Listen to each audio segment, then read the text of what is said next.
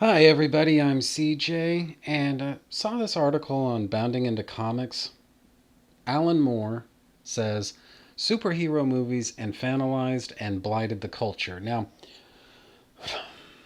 not on this YouTube channel so much, but I am on the record, long, loud, and often, for basically saying that I at least think that the party's over when it comes to superhero cinema.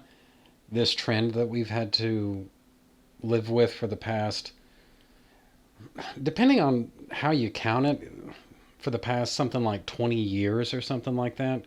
But definitely since the advent of Iron Man in 2008, where Hollywood just doesn't really seem to promote too much else besides superhero films. There doesn't seem to be much else happening, at least of note, in in Hollywood, in cinema, in anything apart from superheroes. And in as much as I'm not really big on the MCU after,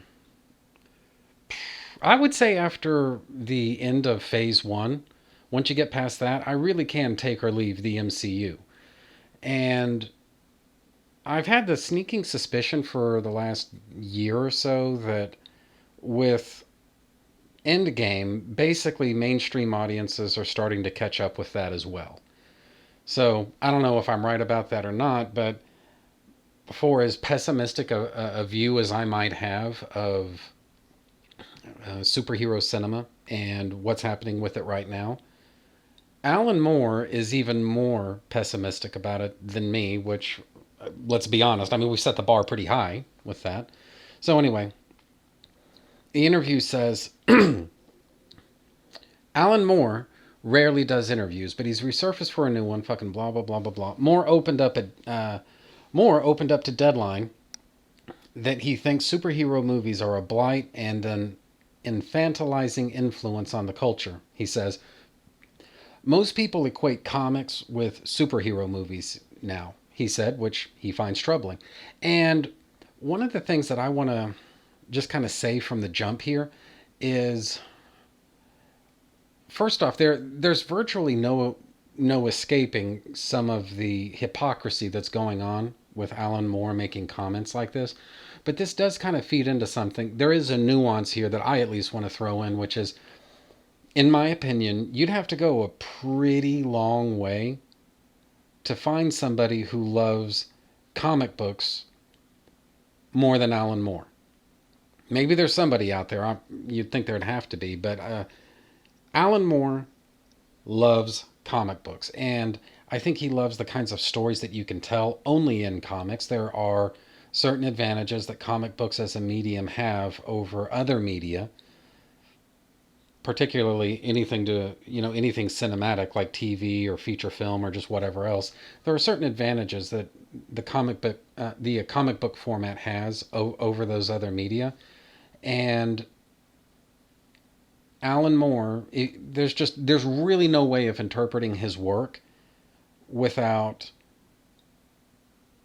accounting for the fact that he loves the comic book form. He loves that format, he loves that medium, he loves that way of telling stories. There is a distinction to be noted, however, between comic books as a form and superheroes as a genre. And it seems that we need to be clear about that, because otherwise it's easy, I think, to get a very wrong impression of what Moore is trying to say here. But nevertheless, some hypocrisy does still apply. So let's see, where's another pull? Oh yeah, here it is. Moore says, or rather, Moore would then add, several years ago, I said I thought it was a really worrying sign that hundreds of thousands of adults were queuing up to see characters that were created 50 years ago to entertain 12-year-old boys. That seemed to speak to some kind of longing to escape from the complexities of the modern world and go back to a nostalgic, remembered childhood. He continued further. That seemed dangerous. It was infantilizing the population. And just to put this whole thing on pause, what I think Moore means by this, just because of the fact that he's talking about hundreds of thousands of adults, what I think he's talking about here is hundreds of thousands adults buying movie tickets as opposed to hundreds of thousands of adults buying comics because most comics don't sell hundreds of thousands anymore. Movie tickets, obviously, that's a very different story. Nevertheless, the way I, and this is, look, guys, this is just me, this is just CJ, you take whatever you want from this, but I think he's being a bit harsh here because it's like the fuck else is anyone supposed to do? I mean, if you're a parent, you want to take your family to the movies. There's really not a whole lot else out. Not so much right now, but just in times past, there really wasn't a whole lot else out that was intended for children, or for that matter, even as an adult. I mean, it's like, what else is out there? Superheroes dominate film. Superheroes dominate TV. Superheroes, to some degree or another, are they dominate in just general internet culture.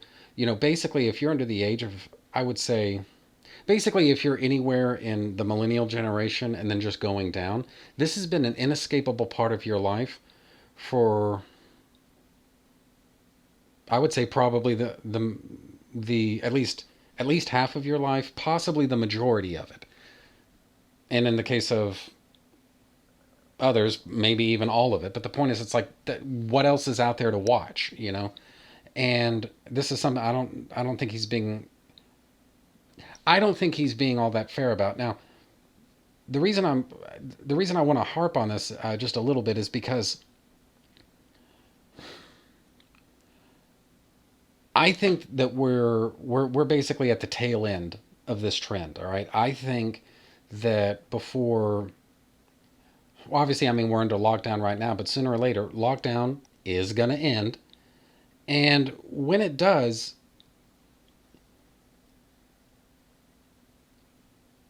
I don't think that the superhero genre is going to be as powerful as it used to be. Whether it's because movie theater chains die, which seems to be what's going on right now, and so for that reason, producing these incredibly expensive superhero films, maybe that's just not financially viable to do anymore. But one way or the other, whether it's just because it's it's too expensive, or I think more likely the public is starting to move on from superheroes after Endgame. I don't think it's going to be like this going forward. But nevertheless, you know, there is some hypocrisy that's going on here whenever he says, uh, yeah, and this was the other pull quote that I definitely wanted to draw your attention to. It says, this is basically from Alan Moore. He says, not to say that. Ooh, I'm actually skipping a bit far ahead. Yeah, okay, fine. I'll just read the whole damn thing because apparently there's just no other way of doing this. More than expressed his belief, the phenomenon of 12 of the highest grossing movies of 2016 being comic book related has something to do with Trump being elected, whom he calls a National Socialist Satsuma, and the UK leaving the EU. Moore says, not to say that one causes the other, but I think they're both symptoms of the same thing: a denial of reality and an urge for simplistic and sensational solutions. Now, guys,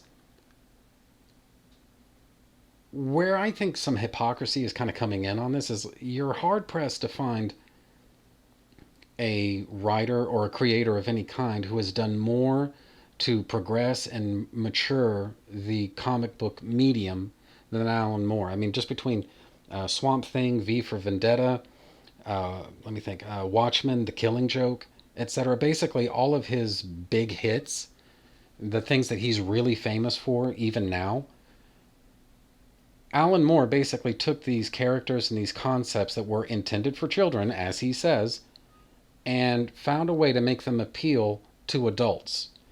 When Alan Moore's Watchmen trade paperback it was a bestseller on the New York Times, and by the way, critically adored by the New York Times. To me, I mean, I think it's kind of two-faced for him to turn right around after spending so much time building an audience of adults, expanding the possibilities of the comic book format. It's kind of two-faced for him to just instantly turn around and say, but this is all meant to be for kids. It's like, I really wouldn't feel comfortable with a child reading Watchmen. I mean, it just kind of hits at a level that, frankly, I don't think children should be exposed to. Same thing with The Killing Joke. That is not a comic book that I would feel comfortable giving to a child. And so I think it's kind of hypocritical of Alan Moore to come along and create comics like that, tell stories that are that sophisticated, that mature, that whatever, and then instantly turn around and snidely dismiss the entire superhero genre, saying, "Well, you shouldn't take this thing too seriously anyway, because this is meant for kids." And after that, the article really does get kind of windy, and I it gets to a point. I think if any, maybe I'm wrong about this, but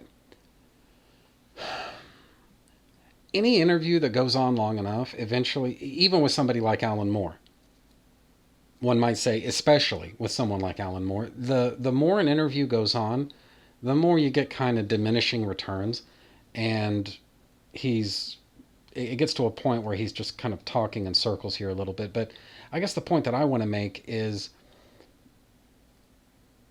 the this idea that superheroes can only appeal to children. It's like I understand that, and there's even a sense in which I kind of agree with that.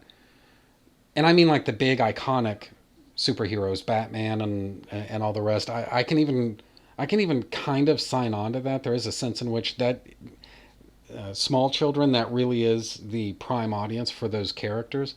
But it's like at the same rate, it they do have possibilities beyond that point. I mean, Christopher Reeve's Superman, especially Superman the movie, I would say that is Superman at his most archetypal, and ipso facto, that is an all ages proposition. I mean, if Superman the movie only found fans at the time that it was released, if it only had fans and admirers under the age of 12, I don't think it would be as well regarded today as it ultimately became.